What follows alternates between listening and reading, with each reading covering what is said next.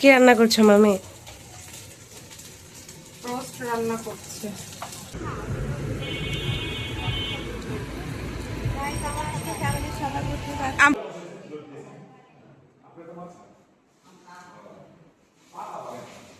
দেখি কার এম কেমন।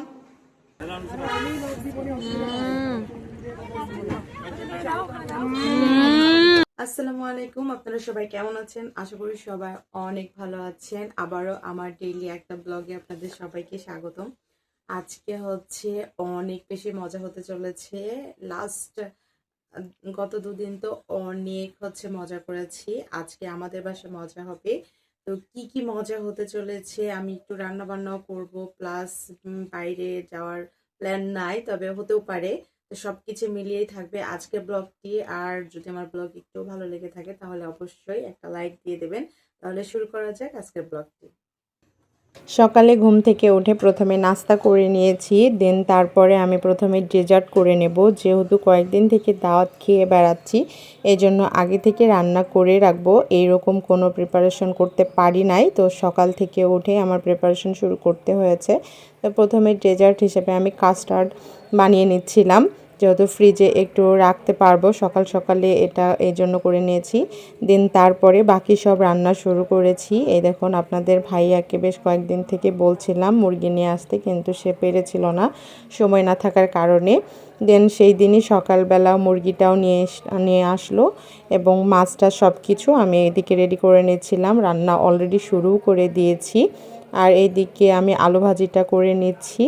আলু ভাজির পাশাপাশি তখন প্রত্যাশারা উঠে গেছিলো, তো দেন তাদেরও নাস্তা করে নিচ্ছিলাম।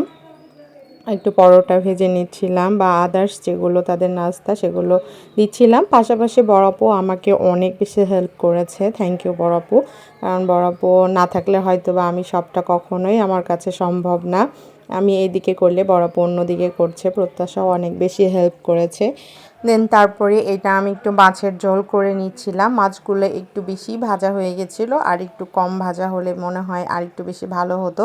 কিন্তু মাছগুলো এত বেশি ফ্রেশ ছিল এবং এত মজার ছিল যে মানে খুব মজার লাগছিল আর কি খেতে। আর এইদিকে হচ্ছে খাসির কোরমা রান্না করেছিলাম, খাসির কোরমাটাও কিন্তু বেশ ভালো লেগেছিল। আমি খুব একটা কোরমা পছন্দ করি না, মিষ্টি খাবার, তারপরেও কোরমাটা সেদিন আমার কাছে খুব ভালো লেগেছিল। কি রান্না করছো মামি?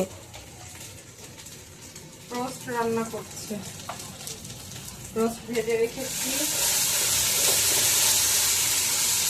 এটা রোস্টের মশলা নাকি? এটা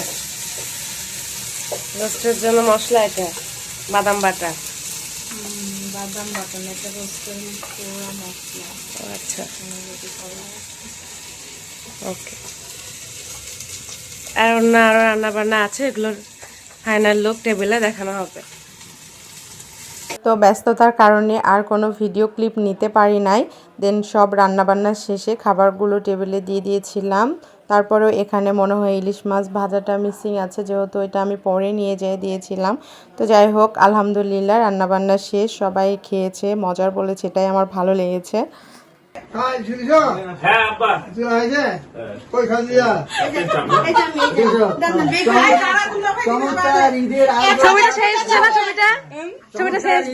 ঈদের আয়োজন প্লাস পরিবেশনের জন্য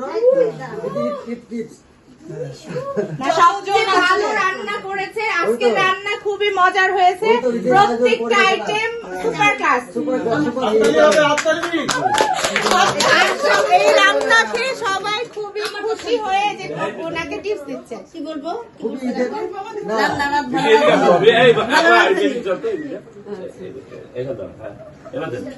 ভালো রাঁধুনি, এই জন্য কি বলছেন আপনি? ওই তো বলো না,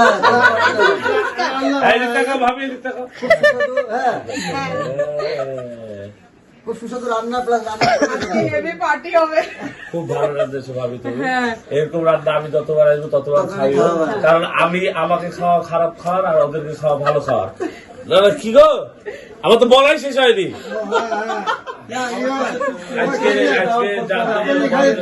আসলো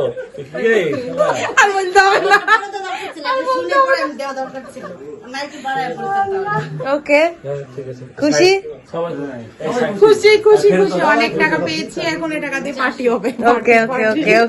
খাওয়া দাওয়া শেষে সবাই মিলে আমাকে একটু মোটিভেট করছিল, সবাই মিলে খুশি হয়েছিল। যাই হোক আলহামদুলিল্লাহ, জানি না কতটা ভালো হয়েছিল, তা কিন্তু তারা অনেক বেশি খুশি হয়েছিল। তাদের খুশিতেই আমি অনেক বেশি খুশি, কারণ পরিবারের খুশিতেই আমি সবসময় খুশি থাকি। আর দোয়া করবেন আমরা যেন সবসময় এভাবে হাসি খুশি থাকি। দেন তারপরে সবাই মিলে একটু ঘুরতে বের হয়ে গেছিলাম। আমি একদমই যেতে চাচ্ছিলাম না, বাট আমাকে ছাড়া তারা কোথাও যাবে না। তারা যে আমাকে এত বেশি ভালোবাসে এই জন্য আলহামদুলিল্লাহ। দেন বের হয়ে আমরা প্রথমে গেছিলাম রাজশাহী রাইফেল ক্লাবে। সেখানে এই যে দেখুন তারা একটু গুলি নিয়ে শ্যুট করছিল, এটা দেখতে বেশ ভালোই লাগছিল। আমিও যাইনি এর আগে কখনো। দেন এগুলো একটু দেখছিলাম এবং মজা করছিলাম। আমি কিন্তু একদমই পারি না এই গুলি টুলি করতে, তো বাবুরা সবাই মিলে একটু একটু করে ট্রাই করে দেখছিল।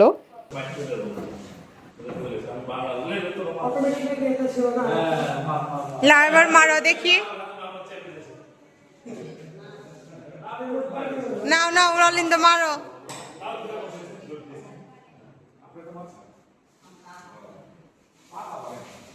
দেখি কার এম কেমন।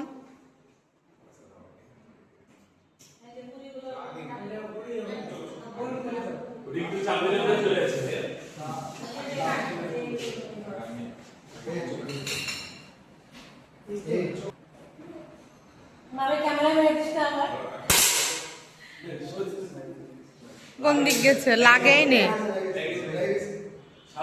দেন সেখান থেকে বের হয়ে আপুর একটা ফ্রেন্ড এসেছিল ঢাকা থেকে, তাকে একটু রাজশাহী ঘুরিয়ে ঘুরিয়ে দেখাচ্ছিল যে রাজশাহী শহরটা কেমন। টি-বাতে সেখানে যাওয়া হয়েছিল। দেন সেখানকার মজার স্পেশাল পেয়ারা মাখা, আনারস মাখা, সেগুলো একটু আমরা সবাই মিলে খাওয়া দাওয়া করছিলাম। বেশ কিন্তু মজার পেয়ারা মাখা এবং যে আনারস মাখাটা খেয়েছিলাম সত্যি অনেক বেশি মজার। আর নিচের ঝোলটা যে এত বেশি মজার ছিল কি বলবো। তারপরেও আমি একটু খেয়েছিলাম, কিন্তু বাইরের কারণে খুব একটা বেশি মজা করে খাওয়া যায় না, কিন্তু সত্যি অনেক মজার। দেন তারপরই রাজশাহীর স্পেশাল ছোটো পুরি, যেটা হচ্ছে মানে এত মজার হয়, কেউ 40-50টা এমনি যে কেউ খেয়ে নিতে পারবে। দেন আমরা চলে গেছিলাম আপুদের ছাদখোলা গাড়িতে ঘুরতে। বেশ মজা লাগছিল রাতে ছাদখোলা গাড়িতে ঘুরতে, এত বেশি মজার লাগে বলার মতো না। ঘুরতে ঘুরতে চলে গেছিলাম আর আমরা লেবু পিনিক খেতে। লেবু পিনিকটা এত বেশি মজার ছিল কি বলবো।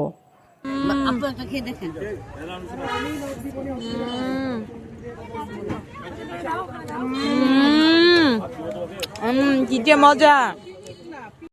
দেন আমরা ভাঙচুরটাও খেয়ে নিয়েছিলাম। ভাঙচুরটাও এত বেশি মজার ছিল। আর এই যে একটা হচ্ছে মিনি বিড়াল বলবো না, এটা হচ্ছে বড় বিড়াল বলবো, ও আমাকে একটু মজা করছিল আমার সাথে। দেন ভাঙচুর লেবু পিনিক সব খাওয়ার পরে চলে গেছিলাম আমরা জুস খেতে। সেদিন অনেক বেশি গরম পড়ছিল, তো সবাই ঠান্ডা ঠান্ডা করছিল।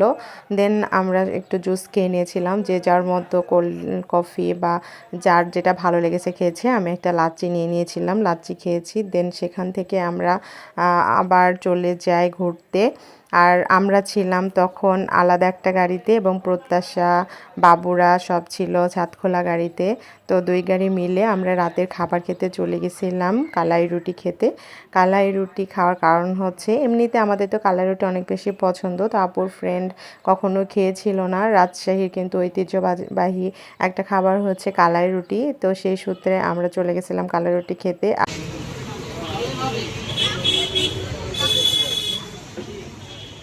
তারপরে যে মাংস কালো ভুনে এগুলো মাংস করো।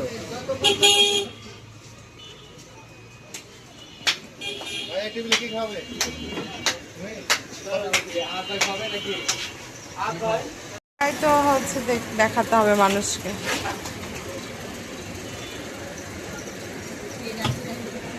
নিচের গুলো কি ভুড়ি এমনি রান্না করা, ওগুলো এখন ভাসছেন ওপরে।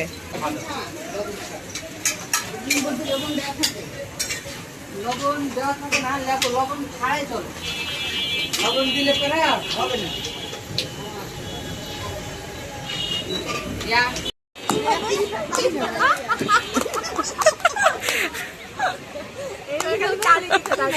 তালি দিলে কালাই রুটি।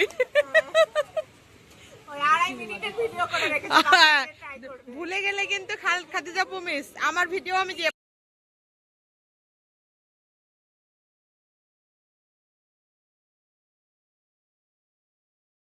তোমাকে খাবো আমি এই জীবনে তো এটা দোলাহার গাড়ি ছাড়লো। এটা কি ঈদ পরবি না হচ্ছে কি পরবে? পরবি দিল খাদিজা আপু। আমার আমার বান্ধবী আমার বোন এসেছে ঢাকা থেকে আমার কোথায় জন্য যাচ্ছ বাবু? গাড়ি টাকা দিচ্ছে। সেদিন গাড়ি টাকা টাকা থেকে গাড়ি আছে না বঙ্গবন্ধুর ছবি আছে? গাড়ি টাকা আইনে cake cut. Happy birthday to you everybody.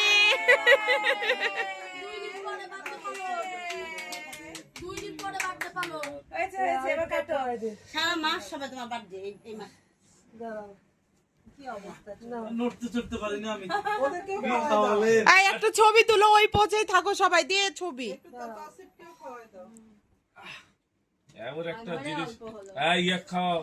খাওয়া দাওয়া কেক কাটিং সব কিছুই হলো। এই কেকটা অলিন্দর জন্য রেখে দেওয়া ছিল যে অলিন্দ এসে আবার একসঙ্গে কাটবে, যেহেতু জন্মদিনে থাকতে পারেনি।